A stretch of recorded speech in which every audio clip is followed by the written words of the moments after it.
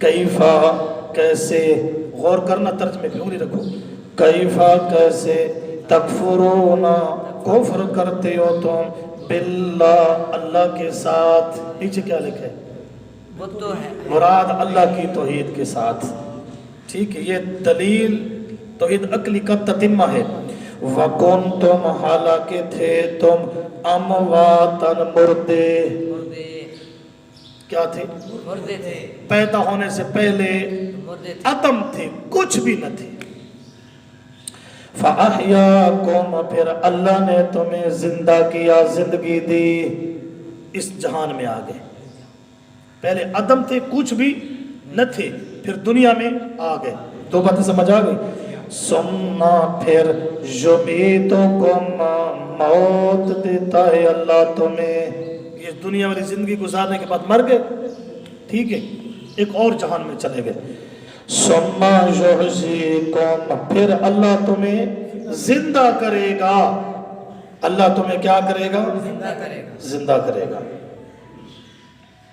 پہلے تم اموات تھے، پھر زندہ، پھر مردہ، پھر زندہ کرے گا، اور پھر ثم الیہ ترجعون پھر اسی ہی کی طرف تم لوٹائے جاؤ گے، اللہ کے دربار میں۔ بے شک اب اس آیت کا مطلب میری طرف دیکھ کے سمجھے۔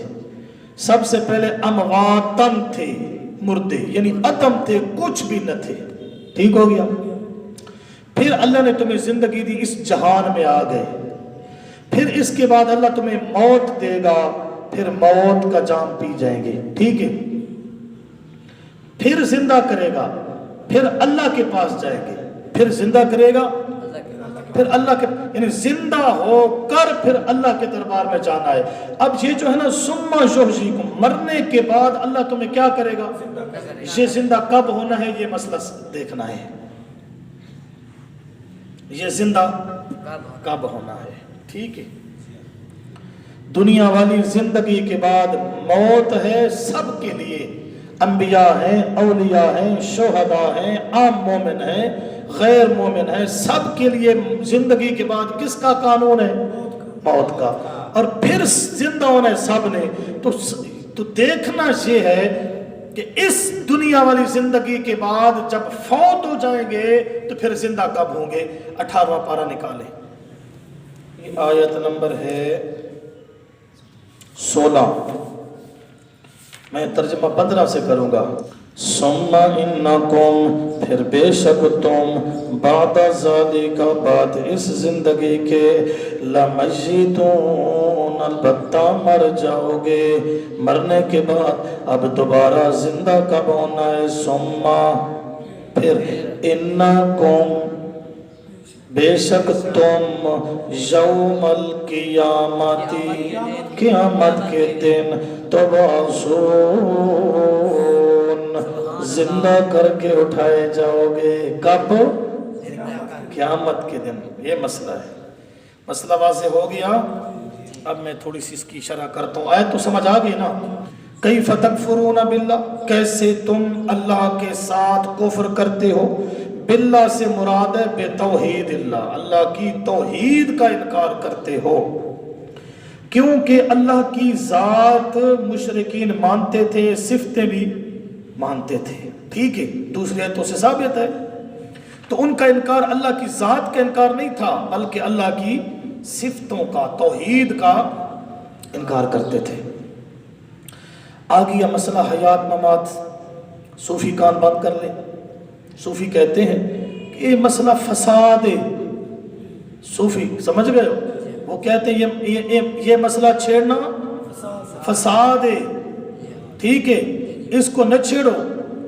یہ مسئلہ تو بڑے بڑے علماء کو بھی سمجھ نہیں آیا۔ میں نے کہا جنہوں نے جعلی روایتوں، بزرگوں کے قول کٹوروں، کتابوں سے سمجھا ان کو تو سمجھ نہیں آیا، اور جس نے یہ مسئلہ قرآن سے سمجھا اس کو سمجھ آ گیا۔ اچھا، حیات ممات والا مسئلہ نہ چھیڑو، فساد ہوتا ہے۔ اے قرآن فساد کرنے آیا ہے؟ قرآن نے یہ مسئلہ چھیڑا ہے تو قرآن فساد مٹانے آیا ہے یا فساد پیدا کرنے؟ جو لوگ کہتے ہیں کہ حیات مواد کا مسئلہ فساد ہے وہ قرآن کے منکر ہیں، وہ قرآن کے کیا ہیں؟ منکر۔ میں کسی کے باپ کی تعریف کروں وہ اچھلے کودے گا، لیکن اللہ کی صفت سمیع، اللہ کی صفت الحج اور اللہ کی صفت قدیر، اس کو اگر بیان کروں تو مشرک کو کیوں مرچیں لگتی ہیں، اور کیوں مشرک کہتا ہے کہ یہ مسئلہ تو فساد ہے؟ بات سمجھے؟ اب اس آیت کو سمجھو۔ اس آیت میں 2 موتوں کا ذکر ہے، 2 زندگیوں کا ذکر ہے، اور 1 دفعہ رجوع اللہ کا ذکر ہے۔ پہلی موت عدم والی، دوسری زندگی گزارنے کے بعد والی موت، پہلی حیات دنیا والی اور دوسری قیامت کے دن والی۔ تائید حضرت عبداللہ بن مسعود رضی اللہ تعالیٰ عنہ فرماتے ہیں ربنا امتنا اثنتین واحییتنا اثنتین فاعترفنا بذنوبنا، پہنچ گئے سورہ حامیم المومن کی آیت دوسرے رکوع میں سے آیت ہے، ٹھیک ہے؟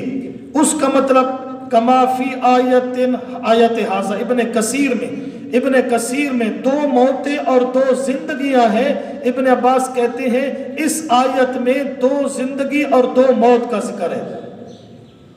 موت کا معنی ہوتا ہے انقطاع الروح عن الجسد ظاہرا و باطنا، جسم سے روح کا منقطع ہو جانا ظاہری باطنی طور پر۔ فرمایا کہ ایک وقت تھا تمہاری روح تمہارے جسموں سے جدا تھی، پھر ایک وقت آیا فاحیاکم اللہ نے تمہاری روح کو تمہارے جسموں میں ڈال دیا، ثم یمیتکم، پھر ایک وقت آتا ہے کہ پھر اللہ تمہارے جسموں سے تمہاری روح کو جدا کر دیتا ہے، ثم یحییکم، پھر ایک ایسا وقت آئے گا کہ اللہ تمہارے جسموں پہ پھر یہ روح ڈال دے گا۔ دیکھو امواتن اور احیاکم کے درمیان فا ہے، اور فا تعقیب بلا فصل کے لیے آتی ہے کہ جسم بنتے ہی فوراً اس میں روح داخل کر دی جاتی ہے، درمیان میں کوئی فاصلہ اور مہلت نہیں ہوتی۔ اور اس سے آگے یعنی احیاکم اور یمیتکم میں ثم ہے، اور ثم تراخی کے لیے آتا ہے کیونکہ اکثر زندگی لمبی ہوتی ہے۔ پھر آگے بھی یمیتکم اور یحییکم میں ثم ہے، یہاں بھی تراخی ہے کیونکہ موت کے بعد جسم اور روح کے درمیان ملاپ میں تراخی ہے۔ اب سمجھو، ثم یحییکم سے مراد قیامت کے دن زندہ ہونا مراد ہے، ثم یحییکم سے مراد قیامت کے دن زندہ ہونا مراد ہے، اس قبر میں زندہ ہونا مراد نہیں ہے۔ تائید میں نے بتا دی، سورۃ المؤمنون آیت نمبر 16، سورۃ التکویر کی آیت نمبر 7 وَإِذَا النُّفُوسُ، اور قیامت کے دن روحوں اور جسموں کو آپس میں ملایا جائے گا، اور سورہ یاسین کی آیت نمبر 79 ہے، کس طرح قُلْ يُحْيِيهَا الَّذِي أَنشَأَهَا اول مرہ، قیامت کے دن اللہ انسانوں کو پیدا کرے گا جس طرح پہلی دفعہ پیدا کیا، ٹھیک ہے؟ اور نسائی وغیرہ میں حدیث بھی ہے جب مومن بندہ فوت ہو جاتا ہے تو اس کی روح کو اس کے جسم میں اللہ کب داخل کرے گا؟ حتی یرجعہ اللہ الی جسدہ یوم یبعثہ۔ امام الانبیاء صلی اللہ علیہ وسلم نے فرمایا مومن جب فوت ہو جاتا ہے تو پھر قیامت کے دن اللہ اس کی روح کو اس کے جسم میں لوٹائے گا، اور صحابہ نے بھی یہی معنی کیا۔ ثم یحییکم اے یوم القیامہ، عن ابن عباس وابن مسعود والتابعین، از ابن کثیر، ابن جریر جامع البیان، ابن ابی حاتم تفسیر ماجدی، تفسیر بیان القرآن، تفسیر حقانی، تفسیر کشف الرحمن، تفسیر جلالین، تفسیر کبیر، زاد المسیر، تفسیر سراج منیر، مدارک، ماوردی، روح المعانی، روح البیان، حتیٰ کہ تفسیر معرف القرآن، ساری تفاسیر میں لکھا ہے، صحابہ اور تابعین اور مفسرین سب نے لکھا ہے ثم یحییکم، من کہنا چاہتا ثم یحییکم، اللہ تمہیں مرنے کے بعد قیامت کے دن زندہ کرے گا۔ مسئلہ سمجھ آ گیا؟ جو لوگ کہتے ہیں مرنے کے بعد اسی قبر میں بندہ زندہ ہو جاتا ہے، یہ جن لوگوں کا نظریہ ہے وہ کون ہے؟ تھوڑا سا غور کرنا۔ بعض تفسیروں میں ہے قیل فی القبر، قیلہ ضعیف قول ہوتا ہے، اور قیل کا قائل سدی ہے، سدی بےمان رافضی خبیث ہے، یہ وزاع اور شتام ہے، حدیثوں کو گھڑتا ہے اور صحابہ کو گالیاں دیتا ہے۔ سرفراز خان صفدر میں لکھا ہے سدی چاہے کبیر ہو یا صغیر یہ پکا رافضی ہے۔ اب فیصلہ آپ نے کرنا ہے، ہم مانا یہ کرتے ہیں قیامت کے دن دوبارہ زندہ ہونا ہے، یہ نبی اور صحابہ اور تابعین نے مانا بتایا ہے، اور جو کہتے ہیں اسی قبر میں مردہ زندہ ہو جاتا ہے، یہ رافضیوں شیعوں کا عقیدہ ہے، مسلمانوں کا عقیدہ نہیں۔ حیاتیوں کو سوچنا چاہیے کس کے پاس وہ چلے گئے۔ بات سمجھ آئی؟